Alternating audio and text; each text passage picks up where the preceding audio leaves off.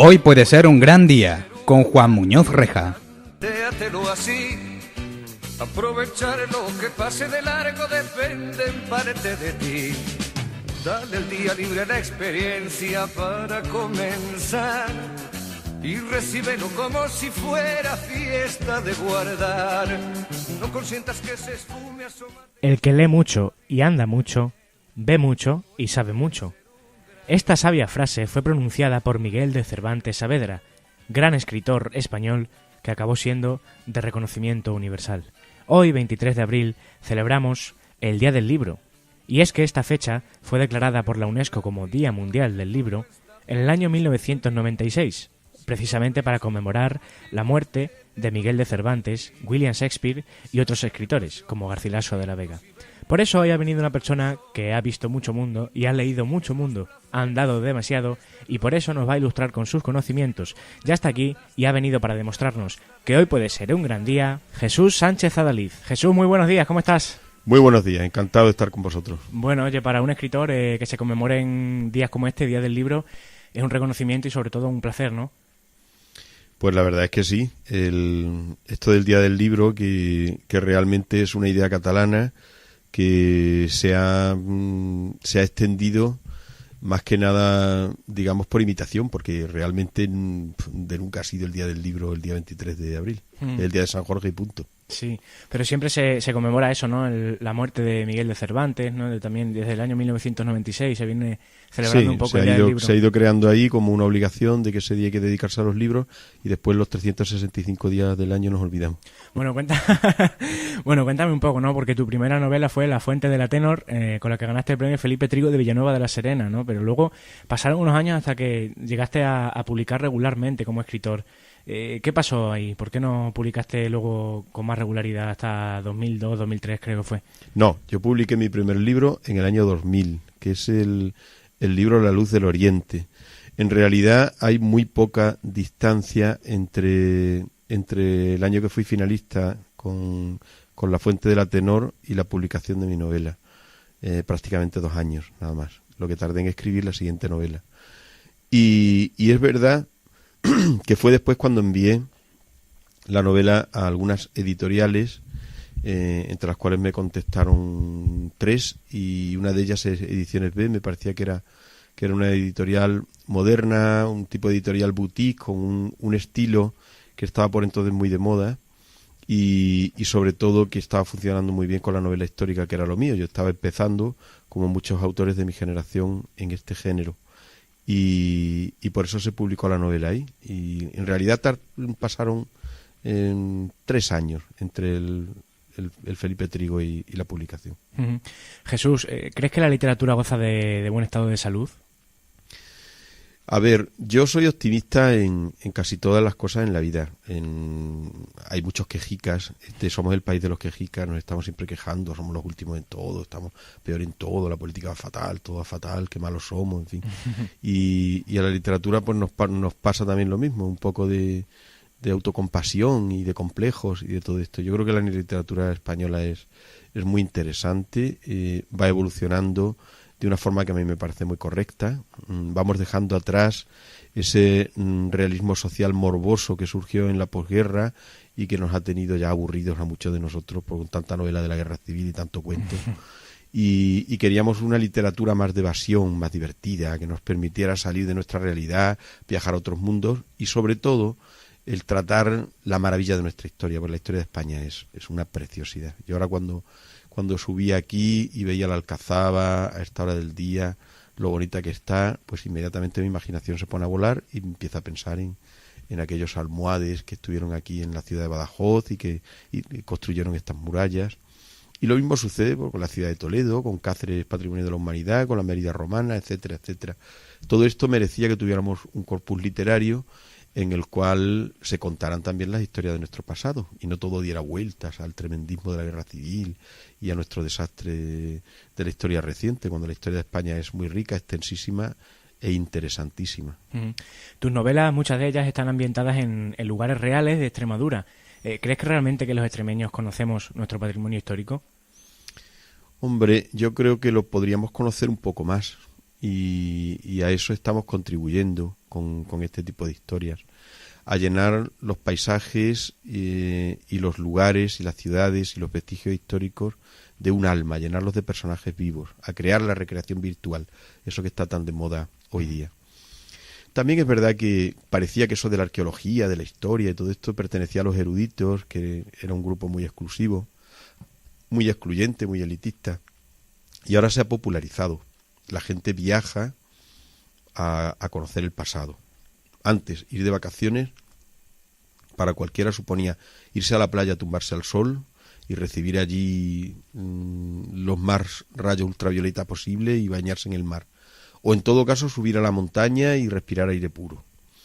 Ahora la gente disfruta en vacaciones con la historia. Van a ver los centros de interpretación, recorren los cascos históricos de las ciudades, van a ver los museos, se hospedan en hoteles rurales y en casas rurales desde las cuales pueden visitar el monasterio de Yuste, el monasterio de Guadalupe, el monasterio de San Benito de Alcántara, etcétera.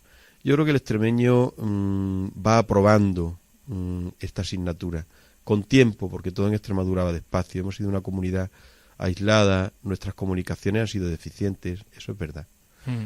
Ahora se puede ir a las Urdes desde aquí en un par de horas. Antes necesitaba 6, porque las carreteras eran muy malas. Y bueno, en proporción directamente proporcional con las posibilidades de acceder a todos los rincones de Extremadura, pues está el que lo vayamos conociendo.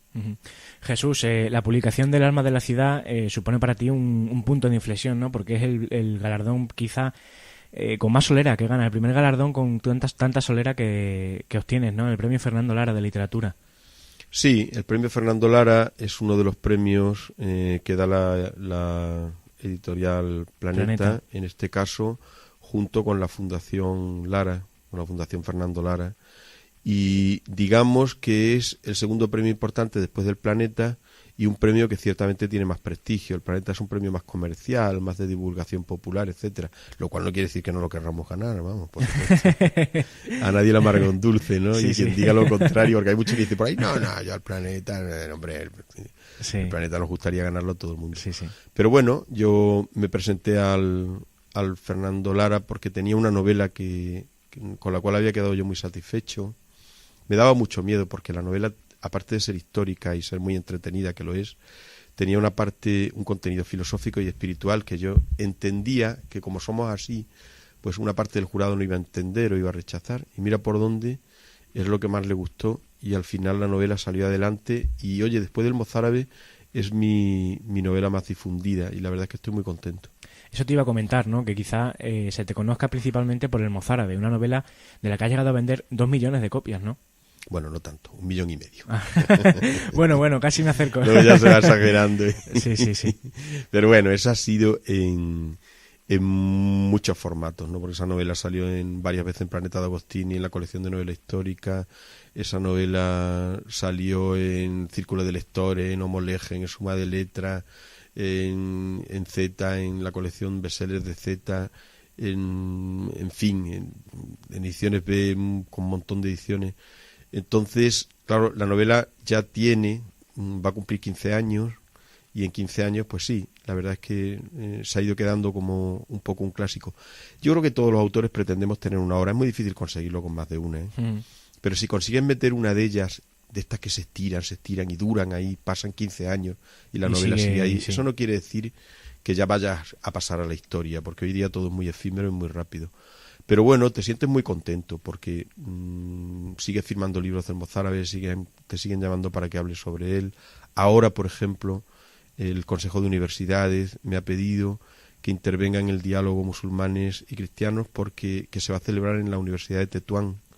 Yo voy a ir acompañando a una de las cátedras de la Universidad de Granada y ha sido, vamos, no me cabe la menor duda de que ha sido por mi novela El Mozárabe, por mi novela Alcazaba y por mi novela El Camino Mozárabe, las cuales han leído los musulmanes y ya sabemos que hay un sector, ¿no? Pues fundamentalista y muy rígido y sin embargo les ha gustado, les parece que puede ayudar al diálogo y a la comprensión Y por eso yo estoy tan contento, no solamente porque la novela haya vendido 1,5 millones de ejemplares, ¿no?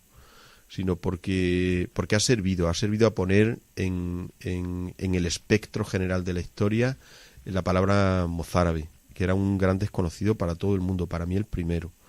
Todos teníamos hecha esa simplificación de cristianos, musulmanes, judíos, y pensábamos en los musulmanes como solamente la gente de Al-Ándalus, en los cristianos como los reconquistadores, y en los judíos como esa diáspora que había siempre un barrio judío en las ciudades, ¿no? Sí. Y nos faltaba un elemento esencial de nuestra historia, que eran los mozárabes, de los cuales viene nuestra lengua. El castellano es impensable sin los mozárabes, porque el mozárabe es una lengua romance que viene de una lengua rústica que hablaban los hispano-romano-visigodos, es decir, el sustrato de población que había aquí cuando llegaron los musulmanes. Si ese sustrato hubiera desaparecido, si no hubiera habido mozárabes, nosotros hablaríamos árabe, ¿verdad? O hablaríamos una lengua franco-germánica. Pero sin embargo tenemos una lengua propia que viene de la misma raíz y que sin lugar a dudas viene de aquella población. Jesús, después de vender 1,5 millones de copias, a uno como se le queda el cuerpo, ¿no? Bien, bueno, la verdad es que el escritor escribe para tener lectores, para que te lean los lectores.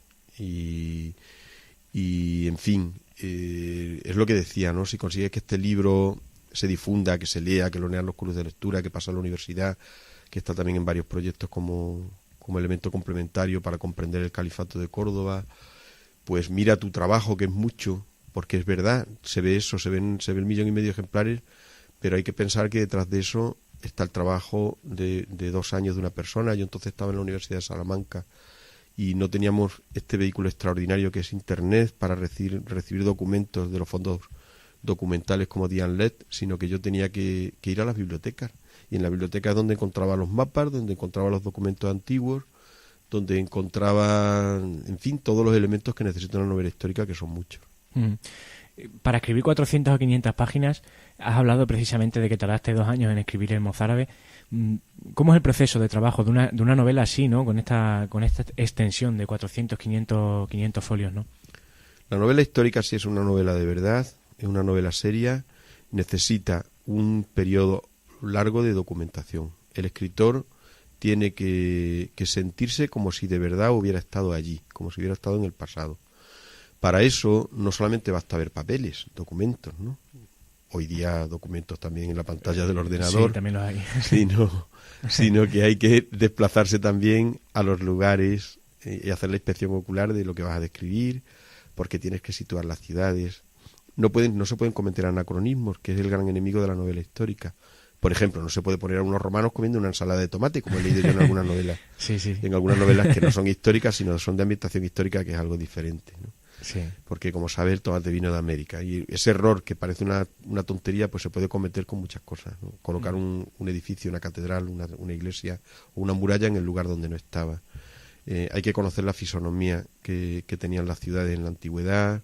Hay que conocer también cómo pensaban el pensamiento, la literatura, la alimentación, la botánica, el vestido, la forma de viajar, el tratamiento de la mujer, en fin, una serie de cosas que necesitan mucho trabajo, mucho esfuerzo, muchas horas. Eso te quería comentar, ¿no? A raíz de que hace muy poco vi la noticia de que se ha publicado un cómic sobre la historia de nuestra ciudad y por ejemplo, pues para que los niños pequeños lo entendiesen, la Torre del Espantaperros se había dibujado tal cual como la conocemos ahora, ¿no? Y habían añadido ese campanario que no se añadió hasta el siglo XVI o XVII. ¿Crees que realmente esas mentirijiñas valen o no? Bueno, eso es una licencia para que los niños lo puedan identificar. Y en ese caso, en el caso del cómic, pues yo no le pediría tanto rigor histórico, ¿no? Como una novela.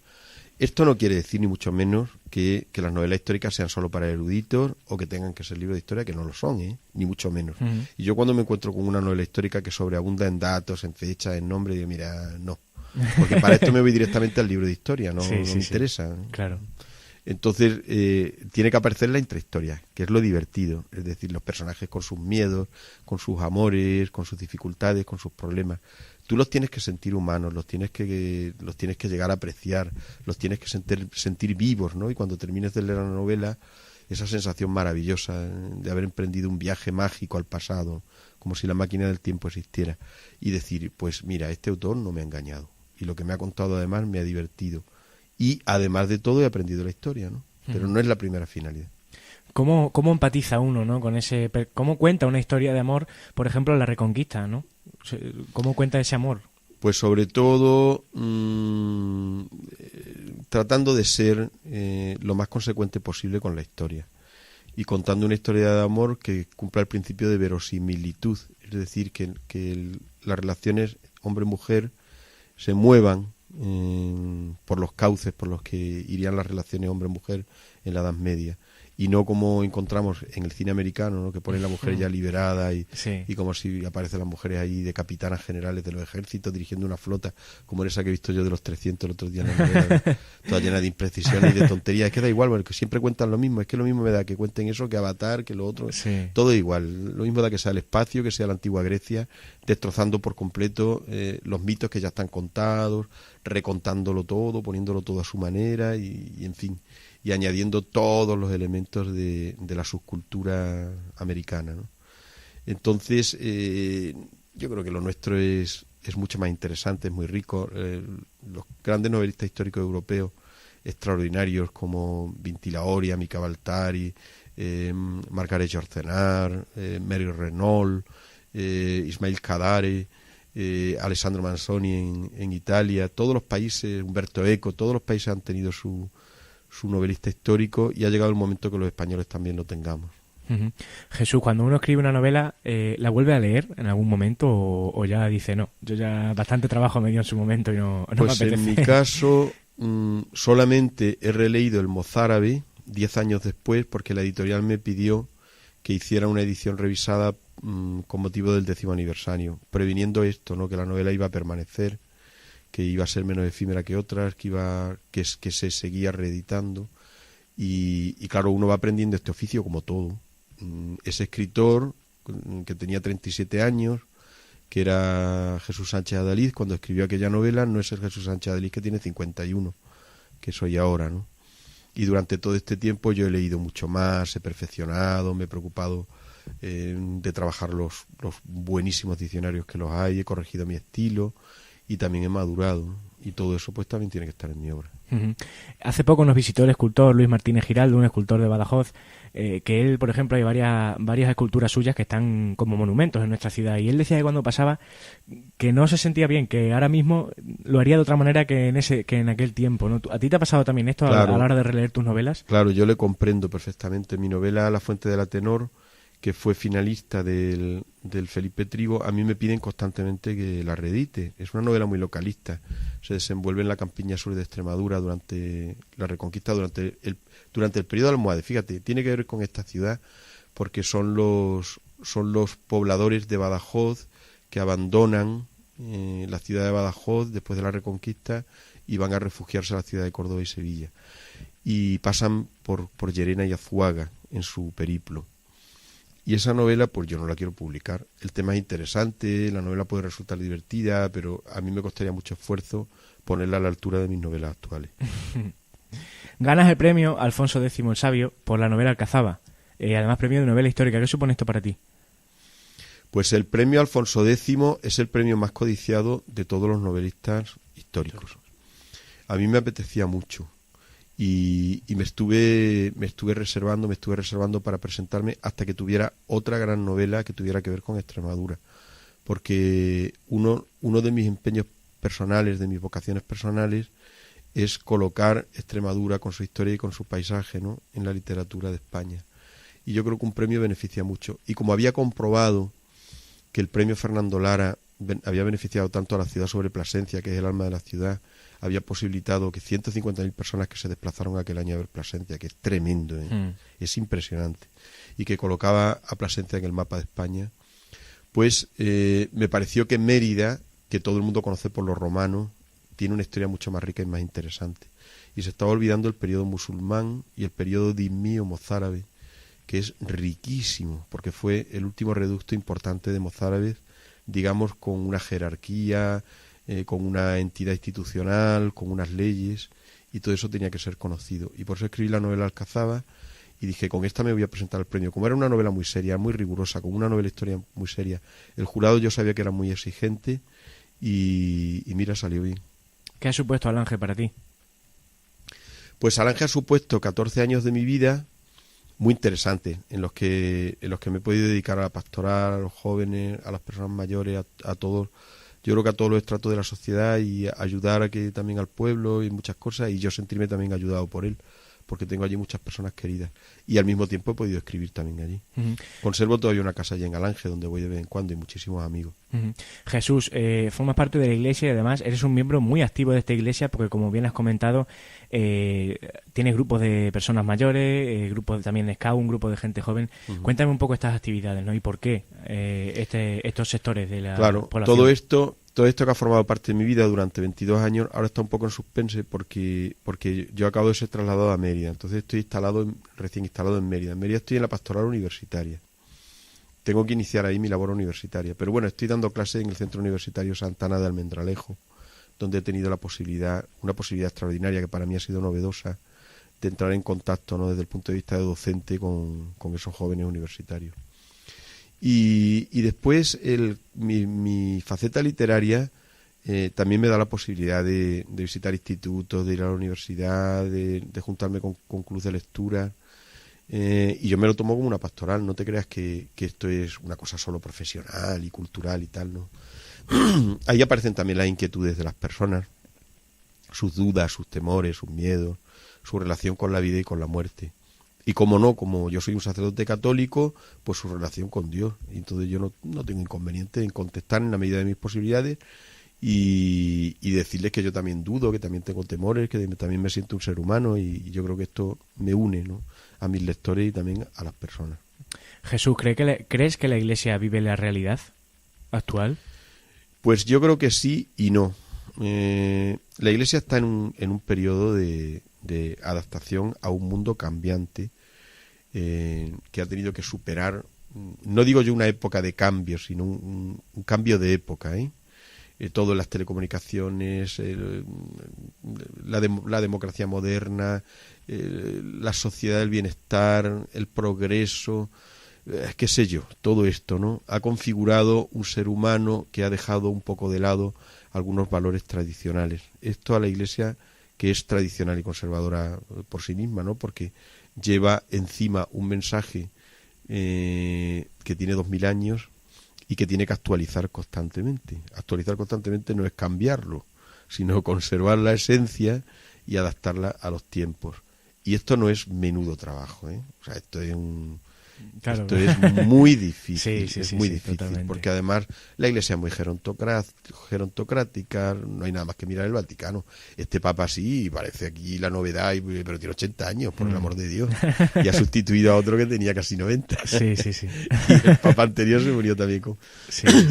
Y miremos nada más, el obispo más joven me parece que tiene 50 y tantos años, ¿no?, mi edad, y yo no me siento un chiquillo precisamente. Uh-huh. Entonces la Iglesia es gerontocrática, y claro, todos sabemos cómo piensan los mayores, ¿no?, que sí, entienden porque están muy preparados, entienden los cambios, entienden la vida, entienden todo, pero van con un paso mucho más lento que los jóvenes, ¿no? Uh-huh. Porque ven las cosas de otra manera y porque relativizan mucho también los cambios. Entonces todo eso está en la Iglesia. Luego la Iglesia es una mala vendedora de su propia imagen, no ha sabido nunca hacerlo. Estamos preocupados en nuestras cosas, lo único que aparece a veces es ese portavoz de la jerarquía y patatín, patatán, que muchas veces lo eligen porque es un hombre muy inteligente y tal, pero lo cual no significa que sea el más simpático. Y al final esa es la cara que aparece de la Iglesia y todos nos tenemos que aguantar, ¿no? Sí. Y ahora yo creo que van teniendo cuidado, ¿no? Y hay que buscar ya comunicadores, hay que buscar personas que puedan dar una imagen más actualizada. En fin. Te lo comentaba precisamente por esto, ¿no? Yo suelo ir a misa regularmente a la Catedral de Badajoz y el obispo y muchas veces el sacerdote de la catedral suelta unos tostones de miedo. Son 1 hora y media de misa que es que eso no lo aguantan y... Claro, porque la finalidad de las misas que se celebran en el templo catedralicio quizás no tienen esa finalidad tan pastoral que podía tener una misa de una parroquia de barrio, todo esto no tiene. Hay que mantener el culto, ese culto que es más institucional y que tiene también el peso de la historia del lugar donde estamos y lo que representa también la institución del obispo. Claro, todo tiene sus vehículos, sus agentes comunicadores y sus agentes receptores, ¿no? Y eso yo creo que es lo que va trabajando un poco la Iglesia en adaptar todo esto. ¿Crees que la literatura sería un buen medio para acercarse a la fe? Sin lugar a dudas. Lo ha sido siempre y tiene que serlo. No una literatura que solamente cuente hechos colocados unos detrás de otros, sino una literatura que incida en lo que somos las personas, en cuáles son nuestras preguntas, nuestras inquietudes. Y ahí tiene que estar la pregunta de Dios y tiene que estar muchas cosas. 30 bordones de oro. Háblame un poco de esto. Bueno, pues 30 doblones de oro es una novela que se desenvuelve en el siglo XVII español. Es un periodo muy interesante porque es el final del XVII, la decadencia de los Austrias. Y ahí cuenta una historia muy bonita, la historia de un joven muy joven, más bien de dos jóvenes, ¿no? Cayetano, Almendro y Fernanda, que se embarcan en una aventura interesantísima. Van a recoger una herencia a Canarias cuando son hechos cautivos y llevados a Mequinés. Y ahí cuento lo que se desenvolvía en aquella ciudad tremenda, donde había un sultán que quería ser el rey sol de África. Y en fin, esto enlaza con la verdadera historia del llamado Jesús de Medinaceli, que desconocen los españoles y que es fascinante. Es una novela de aventuras, pero que tiene un sustrato histórico serio que yo he trabajado como siempre. Jesús, has estado en Fitur recientemente en Madrid promocionando un libro sobre Extremadura.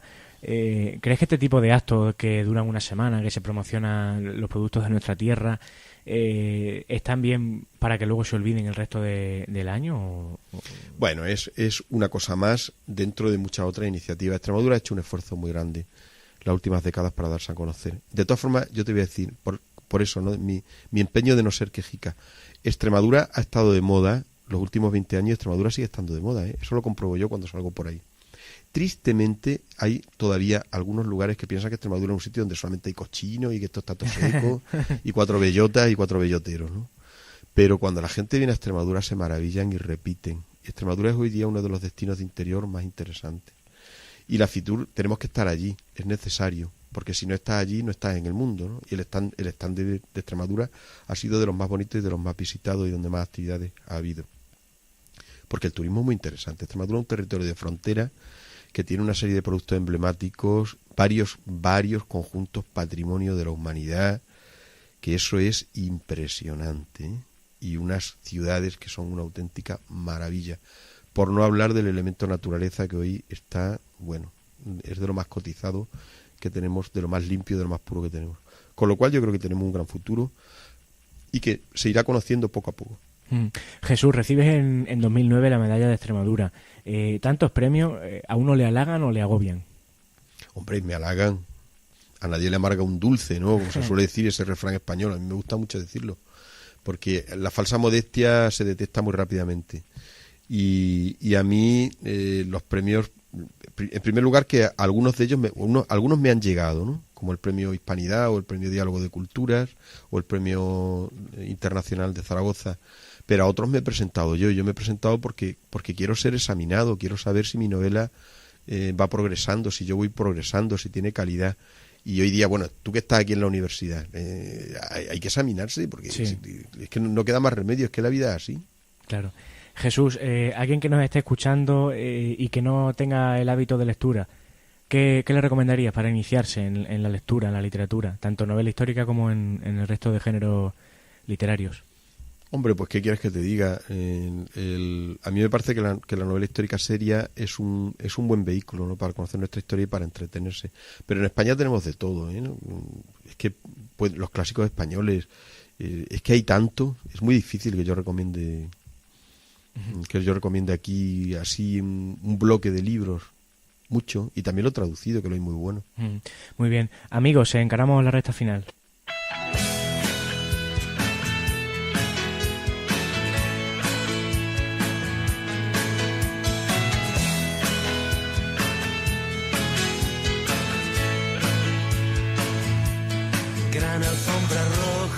Jesús, te hago unas preguntitas muy cortas y nos vamos. ¿Una película?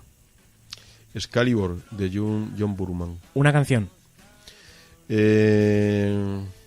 Una de King, esa Everybody's Changing, todos están cambiando. ¿Una novela? Una novela, El cerco, de Ismail Kadare. ¿Un lugar? Un lugar, La Serena, la comarca de La Serena de Extremadura. ¿Un color? Uf, madre mía, eso sí que es difícil. El rojo. ¿Un recuerdo?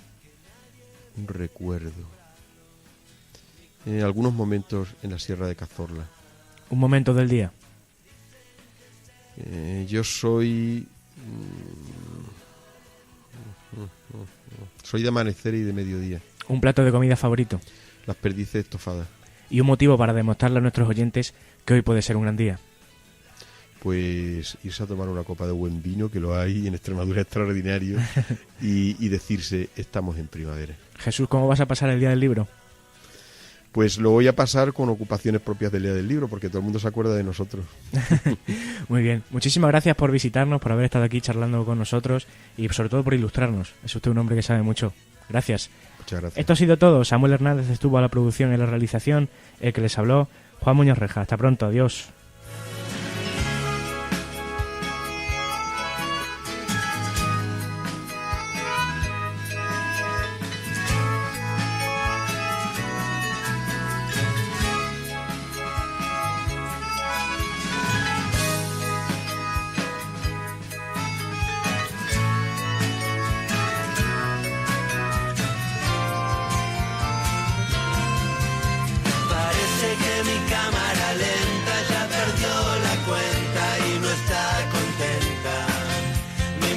Como vudú se perdió en la tormenta, con 1000 alfileres clavados en mi corazón en venta.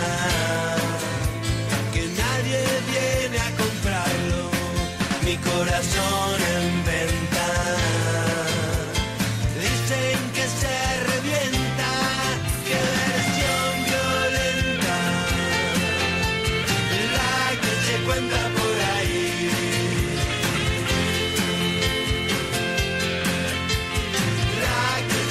Por ahí se dice de mí que nunca vuelvo y